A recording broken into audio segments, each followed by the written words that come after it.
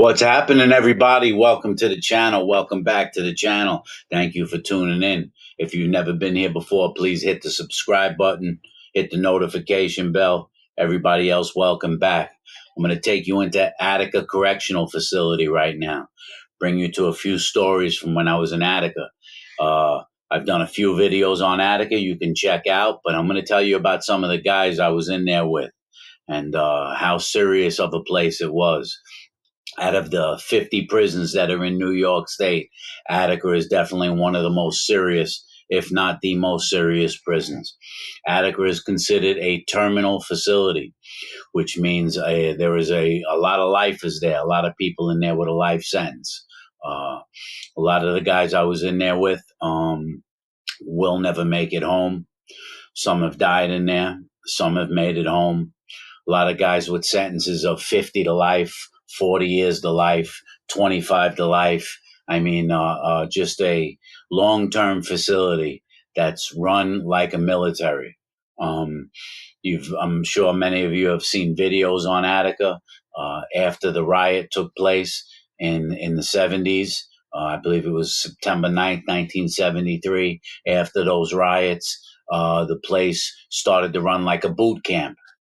They won't move more than 40 prisoners throughout the hallway at a time. Then when those 40 prisoners reach their destination, they'll call another 40. Most prisoners are escorted by officers when they travel in groups. A lot of metal detectors everywhere. I heard there's cameras in Attica now. There was no cameras in Attica when I was in the facility. I spent a little over 6 years in Attica. uh, Pretty intense place, man. Pretty intense place, and not a place to play games. A lot of serious dudes in there.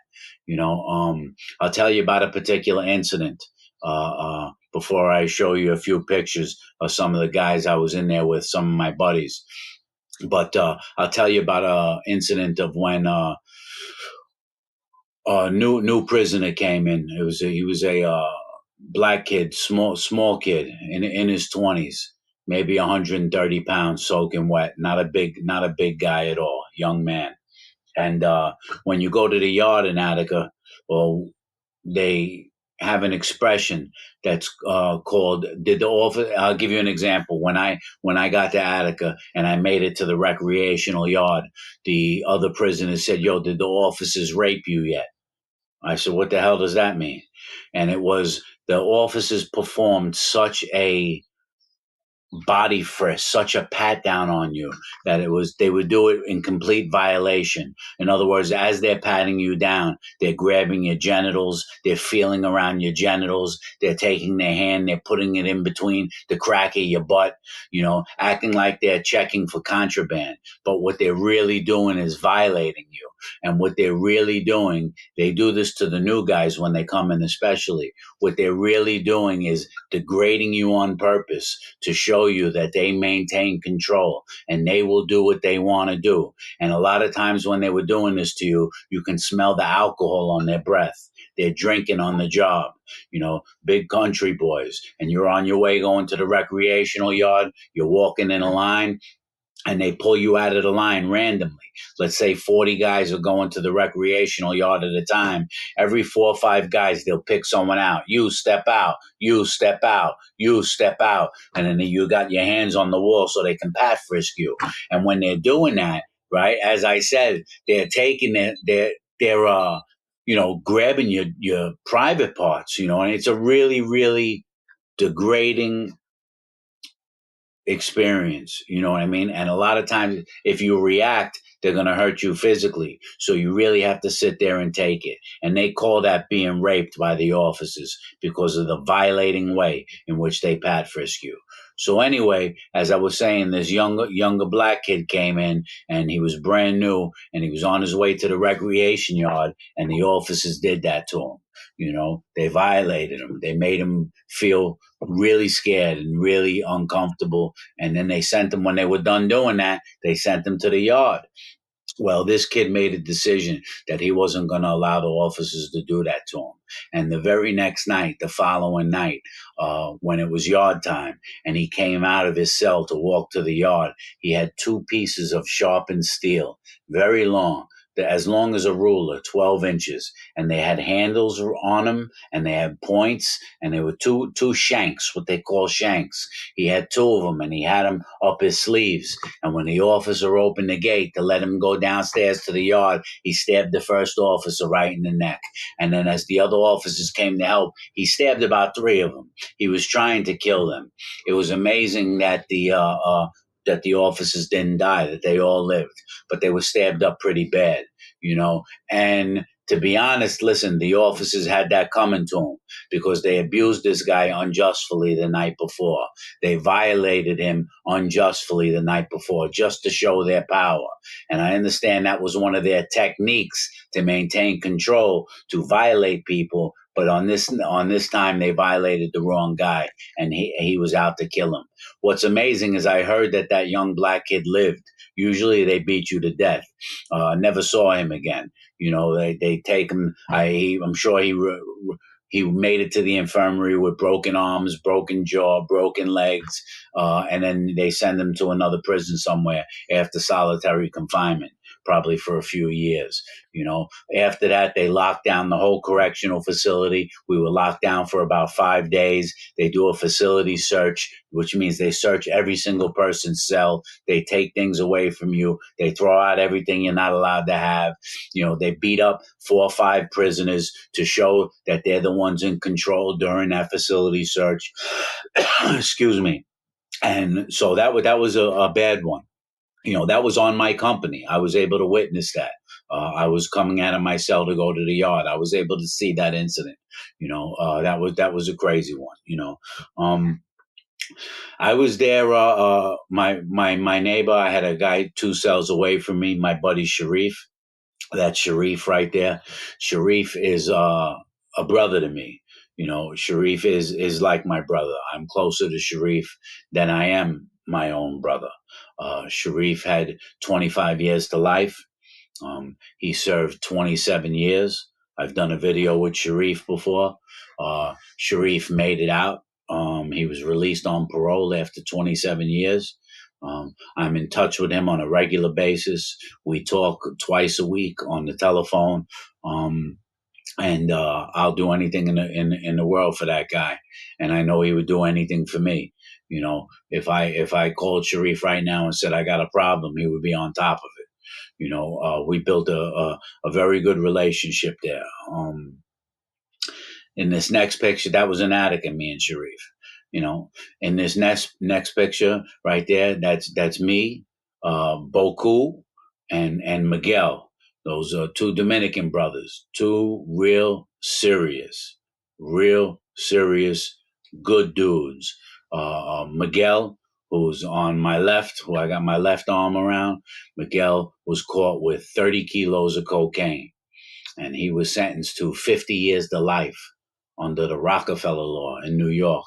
They had the Rockefeller law, which meant if you were caught with more than 3 ounces, you would get a mandatory life sentence. Well, he was caught with 30 kilos, and he received 50 years to life. And he he sadly he passed away in there. He ended up dying in there. I don't know how he died in there. Uh, I was real tight with him, man. He was a good dude. He was really tough, real. He wouldn't take it. He would stab someone in a heartbeat. Stay really nuts. And the other guy, Boku, on the other side of me, right there, was another tough Dominican dude. You know, we were all on the same company together in Attica. And Boku was serious. He was a heroin guy on the street. You know, he was a massive heroin dealer. You know, and he was in there for a murder charge. I believe it was a double murder. So he had a lot of time too. You know, this next picture right here. Sorry if the pictures aren't the best quality. You know, they were old Polaroid pictures. You know, this next picture right here is me and 3 old timers. We took that picture in the gym right there. Between the 4 of us right there, we had over 100 years served already in prison. All 3 of those guys had 25 to life, and they had all served more than 25 years apiece already. You know, it's my man Tommy there in the red, great dude. And those guys, my buddy Kevin with the glasses, All those guys served over 25 years, and these are guys that you would not want to play with. These are, these these are guys you would not want to play with, man. They have, uh, I would say, good hearts, but they're serious, man. That's all I have to say is they're serious. I keep in touch with two of those brothers as well, man. Good guys. Uh, here's me and Big Lee. I've done a video on Big Lee. Me and Lee. Right now, Lee comes to my house all the time. He comes out here to visit me on Long Island because he's in Harlem, and we spent time on Rikers Island together for a couple of years. Then we spent time in Attica together for a couple of years, and Lee's the man. He's a good dude. He's doing well. Lee served 25 years, and then made parole. I think he ended up serving 27 altogether as well. He made parole. He went back to Harlem. He's doing good. He's got his family there with him. He's working. He's got his own place. And, unfortunately, really shouldn't even been in prison. We won't get into his case right now. But he definitely was screwed over by the criminal justice system. And I don't just say that about anyone. You didn't hear me say any of the other guys were innocent and didn't deserve time. These guys that I showed you, all these guys that I showed you, they didn't walk around prison saying, "Yo, the system screwed me over," or "the cops arrested me for nothing." These guys owned up to their time. You know what I mean? They decided to live as criminals, and do I say that? And they paid the price for that. Do I say that they regretted it? And they were remorseful for the crimes that they committed? I can't speak for them. I know that some of them, of course, were truly sorry for the life that they lived. And some of them, really don't care. So I'll be honest. Some of them, are in that mind frame. You mess with me, and then you pay the ultimate price. That's the way they live their lives, and so that's the way that is. And so I love Lee. Got a lot of love for my man Lee. We just spoke a night or two ago. I'm trying to get him out here to visit again for the summertime. This way we can go up to the boardwalk and chill. And in this next picture right here, this next picture was not in Attica, but that's me and Jimmy, Big Jim. Jim did over 30 years in prison. He's home. Jimmy and I talk all the time. So we speak on a weekly basis. He's upstate New York. I got to shoot up there and visit him soon. He comes down here too. And Jim, serious guy. Jim did a lot of time. He did over 30 years, And the other guy right there is my man Hank. Sadly, Hank passed away. Hank also escaped from Elmira, the guy in the white right there in the picture. Hank escaped from Elmira. Oh, no, I'm sorry. It wasn't Elmira. It was Rikers Island. Hank escaped from Rikers Island. That's right. Yes. I almost escaped from Rikers Island. I'm going to tell that story soon. I came close to getting out, but Hank did escape from Rikers Island. And he didn't get caught till a couple of years later. So those were some of the guys I was up in Attica with, and as I said, I had the barbecue here for my birthday. I invited everybody, and we keep in touch. We went through a lot together. You build special relationships with guys when you're in the prison system, and I want to explain a little bit of what I mean by that. When you're on the street and you're in the free world like this, and you have friends, people that you consider your friends, maybe even people that you grew up with, you have never been, the chances are you've never been in circumstances with them where your life was on the line, right? You've never been in a situation with them where it was possible life or death. So you don't know how this person you consider a friend, how they would react in that situation. You may think you know how they would react. Most people don't even know how they would react in that situation. And you would come to learn that sometimes these people that you consider your friend may leave you flat. You know what I mean? And they see a train that's coming and the train is going to hit both of you. They may jump out of the way and leave you there. And you thought this person was your lifelong friend. You know what I mean? And when you're in prison and you spend time with these guys, uh, you spend 365 days a year with them. You spend 24 hours a day with them. And there's not much time to do anything else besides getting to know one another, sitting down and breaking bread together every day, living in a small confined space with them. And because there's a lot of drama and problems in prison on a consistent basis, you get to see how these people conduct and carry themselves in stressful, tense situations.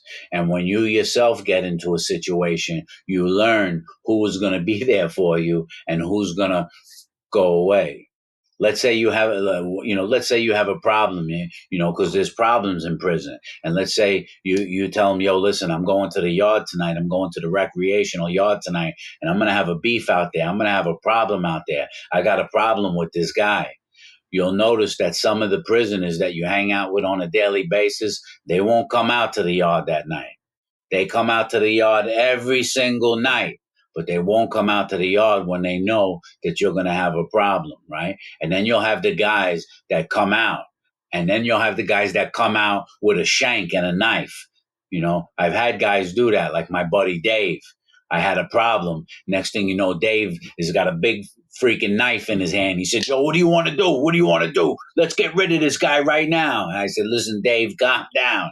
Relax. I got this in control." You'll find out that who's really going to be there for you. And the guys that I showed you are guys that I can trust with my life. You know what I mean? Guys that I could, that I know how they're going to perform under stress. So I was on a company, and there were really serious guys on this company. I had my buddy Big Vinny there. I don't have a picture of Big Vinny. I don't know where it is. I do have one somewhere. Vinny had 50 to life for killing two people. So that's who I used to eat with every day, me and Big Vinny and Torpy. Tommy Torpy was there. Torpy was serious. Torpy was a gangster. He was, had a lot of control in Rochester, New York. So it was me, Vinny, Torpy, and on that same company was Richie Robles. We didn't break bread with Richie, but Richie was a psychopath. Nuts. Richie had killed two women in a crazy case. He was really out of his mind when he was young. Miguel was on that company, the guy that I told you got caught with 30 kilos. Boku was on that company, the one who was the big dope dealer. Sharif, that I showed you, was on. So we were all together on the same company. There were 60 cells. I'm showing you the crew of the 6, 7 guys that we hung out together with. It was really no joke. Attica was no joke, And I know this may sound a little weird, a little strange to people, but when they packed me up to move me out of Attica, I shed a few tears. You know, I didn't want to leave there. Although it was the most serious prison I have ever been in, the relationship I built with these guys, the friendship that I built with these guys, was very unique, very special. I never found that still to this day with people out here in society.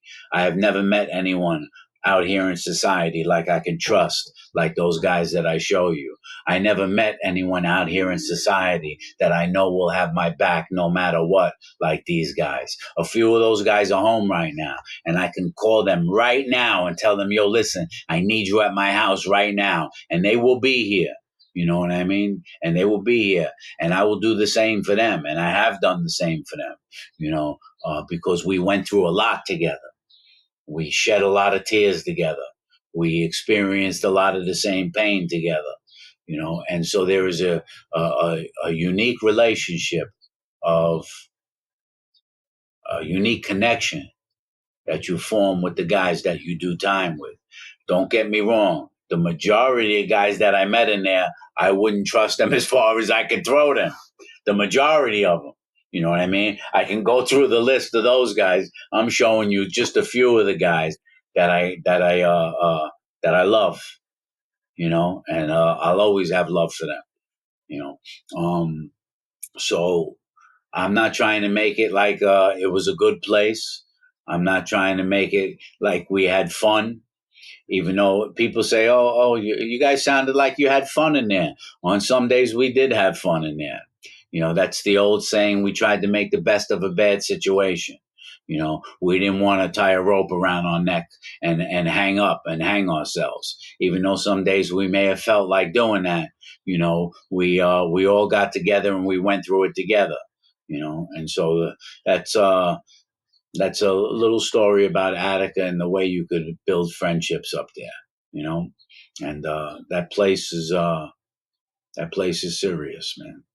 That place is serious. I'll wrap this up for now. You guys have any questions, you could always ask me, and I'll talk with you guys real soon. You guys take care.